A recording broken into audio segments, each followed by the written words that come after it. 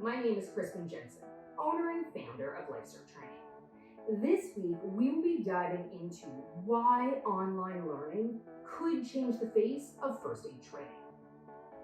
The 2020 American Heart Association guidelines, so the Heart and Stroke Foundation, Canada edition, indicated that space learning and booster training had improved retention rates. A combination of self-instruction or instructor-led, along with hands-on training, is recommended as an alternative to solely instructor-led courses.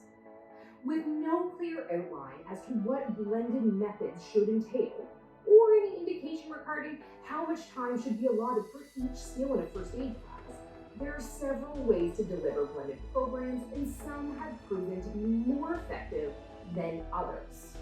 In the last year, this is what LifeStart has been working on. The new 2020 American Heart Association guidelines indicated that there are alternative training methods that could prove to be just as effective or more effective than traditional in-class training.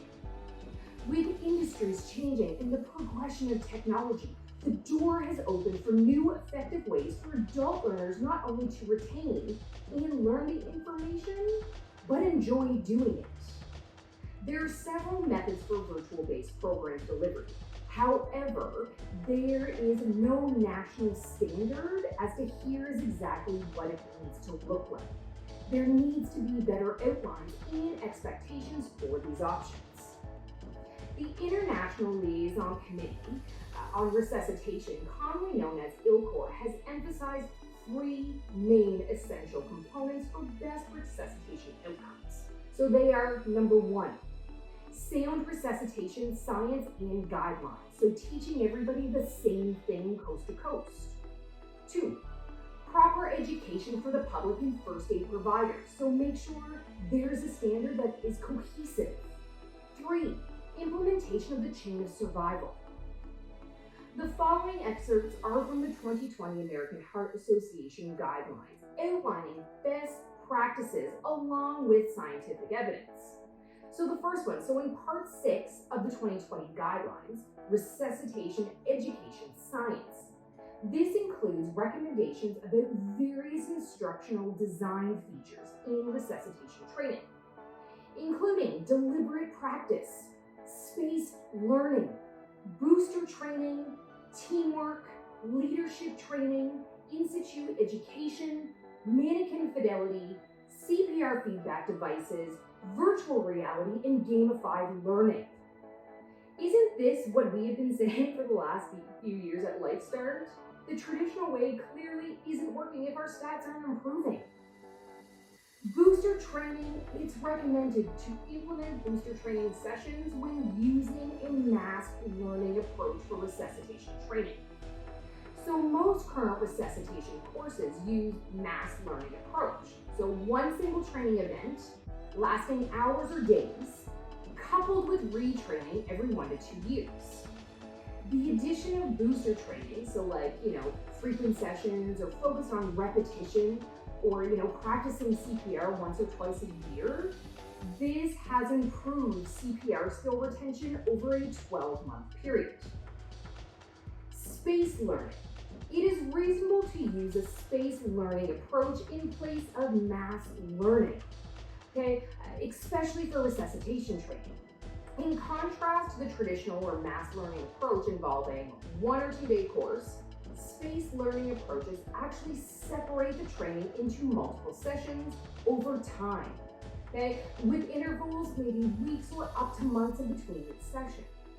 These space sessions involve presentation of new content. It also includes repetition of content from prior sessions so that way students and participants can remember. In situ simulation training, it's reasonable to conduct this training, especially on resuscitation. If we add this to our traditional training methods, what you effectively end up doing is you have an activity and you teach participants that when this occurs, you have an actual, patient, something that you can work on and feel the ribs displacing. This training can be focused on the development of the individual provider. It can be technical skills or team-based skills, including communication, leadership, roles and allocations, and situational awareness depending on the emergency. Lay rescuer training, a combination of self-instruction and instructor-led teaching with hands-on teaching, is recommended as an alternative to instructor-led course delivery for lay rescuers. If instructor-led training is not available, self-directed training is recommended for lay rescuers so they know.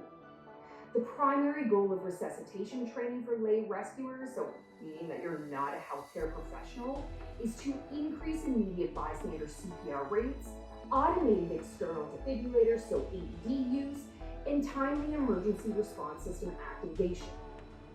Studies comparing self-instruction or video-based instruction with the component of an instructor-led training demonstrates no significant difference in performance outcomes. A shift to more self-directed training may lead to higher proportion of trained lay rescuers, thus technically increasing the chance that a trained lay rescuer will actually be available if somebody drops in an emergency situation. The Stakeholder Workshop on Proposed for National Standards on Workplace First Aid Competencies and Training in 2014 indicated several gaps and issues within the current programs in systems across the country. Some of the identified issues, barriers, and topics for discussion were: resistance to change. If it's not broken, why is this needed to fix it? If we're not improving, then clearly there's an issue. Another one would be content is not always evidence-based and does not reflect changing workplace injuries.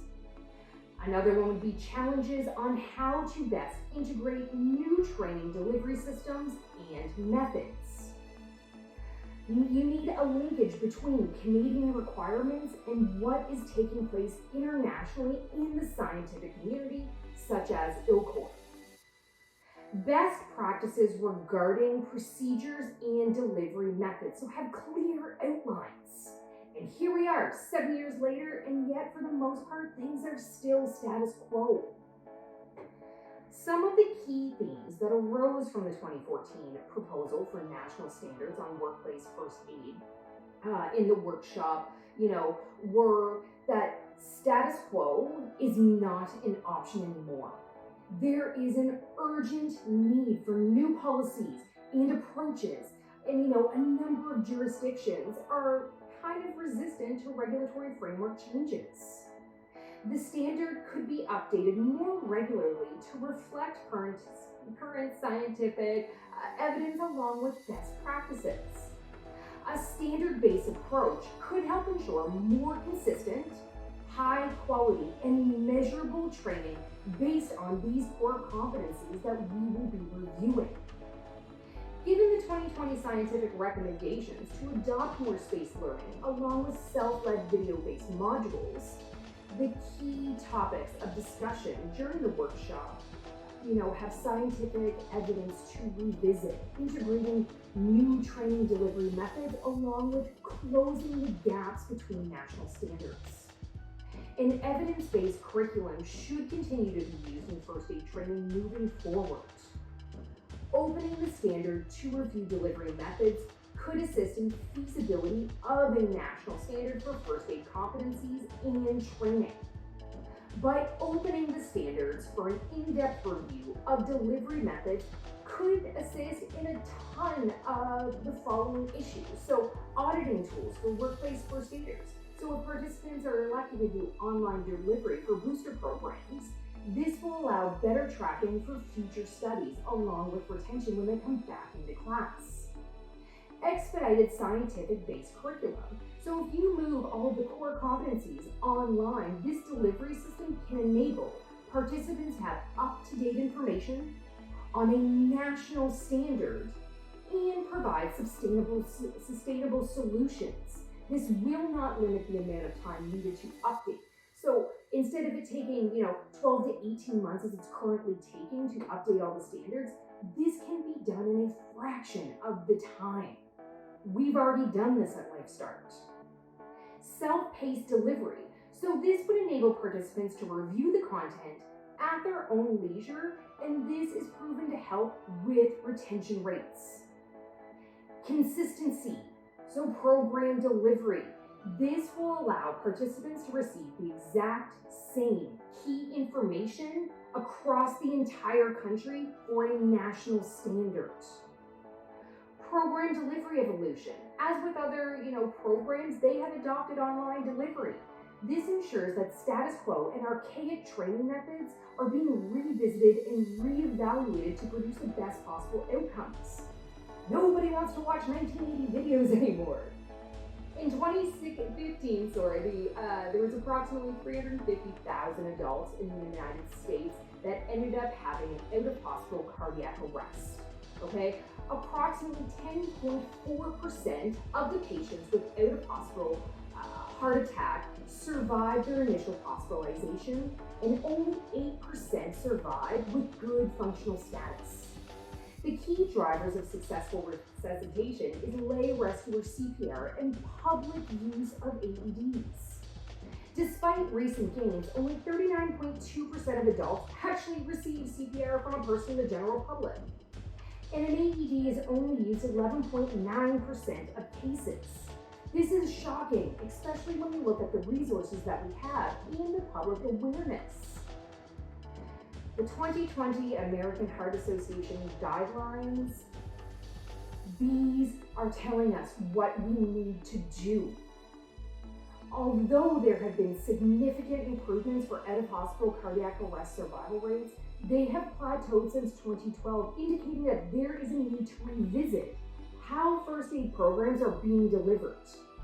With recent evidence-based studies adopting self-paced programs with hands-on instruction-led skill sessions may encourage more employers to send their staff to training, therefore increasing the number of qualified first aiders and as a result increasing bystander intervention and subsequently increasing survival rates.